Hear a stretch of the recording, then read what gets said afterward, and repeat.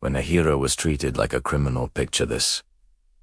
You're standing at your wife's grave, saying your final goodbye after 43 years of marriage, and suddenly you're face down on the ground, tasered by police. Sounds like something from a nightmare, doesn't it? Well, for 70-year-old Roland Kemper, a decorated war veteran, this wasn't a nightmare. This was his reality. And what happened next will absolutely astound you. It was a bitter October morning at Oakwood Cemetery, the kind of morning where the mist clings to the gravestones like it has, trying to hold on to the souls beneath. Roland stood motionless before a freshly dug grave, wearing the only suit he owned, the same navy blue one he'd worn when they pinned that bronze star to his chest nearly 3 decades ago. The fabric hung loose on his frame now, his body smaller with age, but his military bearing remained razor. Shoulders back, chin up, eyes forward. On his lapel, a small American flag pin caught what little light filtered through the clouds. The grave before him bore a simple inscription: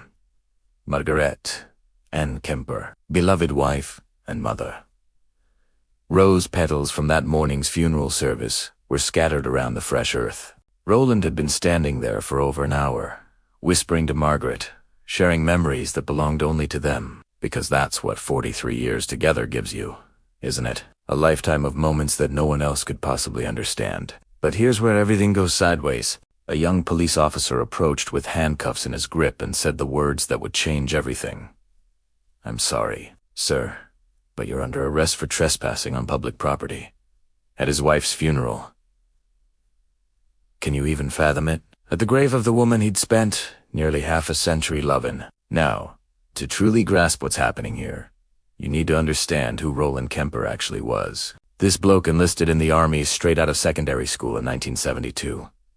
Spent 12 years serving his country, completed 2 tours in different conflicts, and earned the absolute respect of every soldier who served alongside him. That Bronze Star I mentioned, he got it after pulling 3 wounded men to safety during an ambush. Whilst others might have fled, Roland made a choice. Nobody gets left behind. That's who he was. That's how he lived his entire life. An injury forced him into early retirement from service, but Roland wasn't the type to sit idle. He worked construction for 30 years, literally building the very community he'd sworn to protect. In 1981, he married Margaret. Margaret wasn't just his wife. Yeah, she was his anchor, the person who helped him process the nightmares that haunted him from service, the one who guided him back to civilian life when the world seemed too loud, too chaotic after what he'd witnessed. Together, they raised 2 children who'd since moved to other states with families of their own, and then cancer arrived. Margaret fought for 3 full years. 3 years of treatments, good days, and absolutely dreadful ones, of hope and despair. Roland was her unwavering carer. He drove her to every treatment, held her hand through the worst moments, never once complained when medical bills drained every penny they'd saved. Because that's what real love is, innit? It's not just being there for the Instagram-worthy moments. It's being there when everything's falling apart. When Margaret passed away that Tuesday, Roland felt as though half his soul had been ripped from his body. Standing at her grave wasn't merely grief. It was his way of reporting for duty one final time. In the Army, you're taught something fundamental. You never abandon a fallen comrade. Never. And whilst Margaret wasn't a soldier, she'd been his battle companion through life's toughest fights. How could he simply walk away and leave her alone in that cold ground? But this is where the story takes a turn nobody saw coming. Officer Danny Morrison had been on the force for just 8 months. 8 months. 8 months. Still in that phase where you reckon you've got something to prove, where you confuse authority with actual power. When dispatch reported a possible vagrant loitering at the cemetery, he responded immediately. The cemetery had locked its gates at dusk the previous evening, and Morrison assumed he was dealing with a homeless person who'd hopped the fence.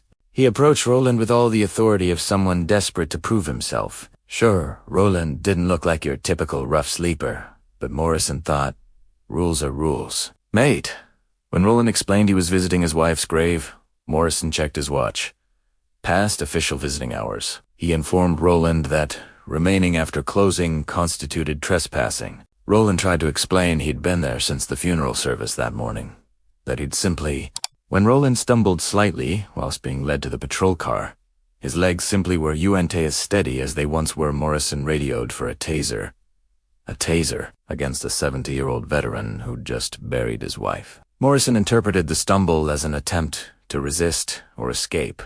The situation became utterly unreasonable when backup officers joined in, restraining a man who posed absolutely no threat to anyone. Roland tried to explain once more about the funeral, about his wife, about simply wanting to say goodbye properly. The words came out broken, interrupted by grief lodged in his throat. But the officers interpreted his emotional state as intoxication or mental instability rather than what it actually was.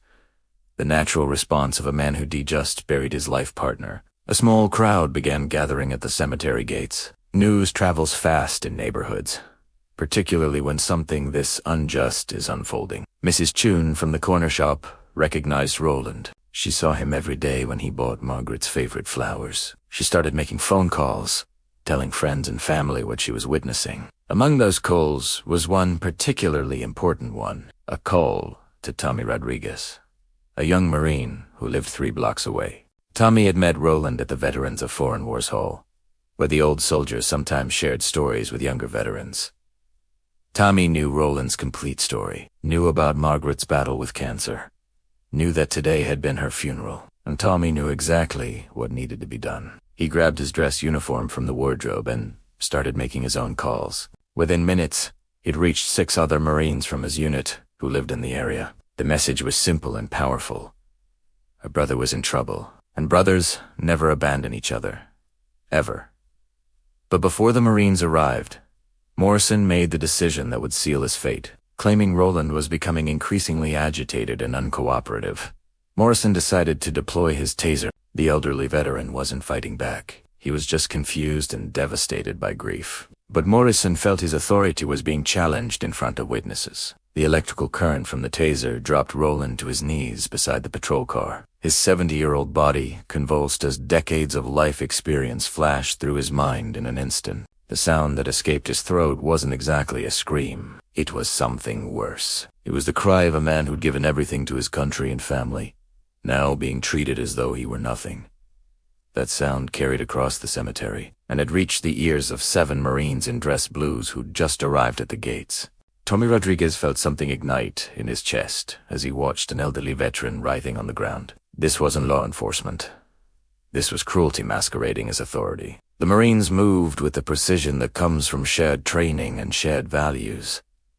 They didn't run, didn't shout, didn't cause a scene. They simply walked through the cemetery gates in perfect formation. Their polished shoes clicked against the pavement in an impeccable rhythm.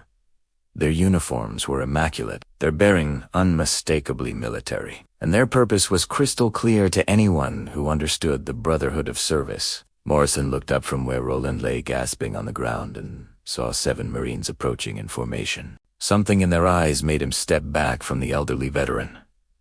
These weren't protesters. They weren't curious onlookers. These were active-duty Marines who'd recognized one of their own being mistreated. Tommy Rodriguez, the highest-ranking among them, approached Morrison with the kind of calm confidence that comes from genuine authority, not borrowed power. He asked to see Roland's identification, which revealed his complete military service record. Then he asked Morrison to explain exactly what crime had been committed that required using a taser against a 70-year-old veteran at his wife's grave. The backup officers began realizing they might have made a monumental mistake.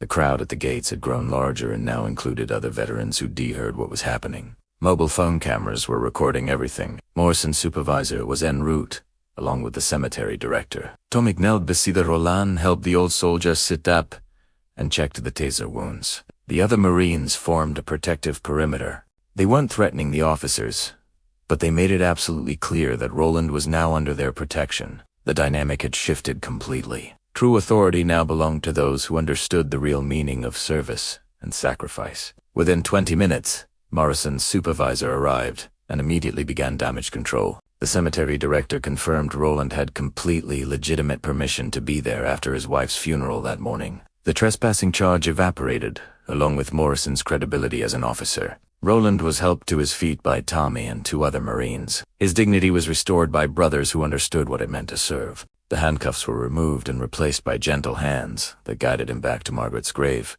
where he could finally complete his goodbye in peace. The Marine stood at respectful attention whilst Roland said his final words to his wife. No rush now. No officers barking orders. Just respect, honor, and brotherhood.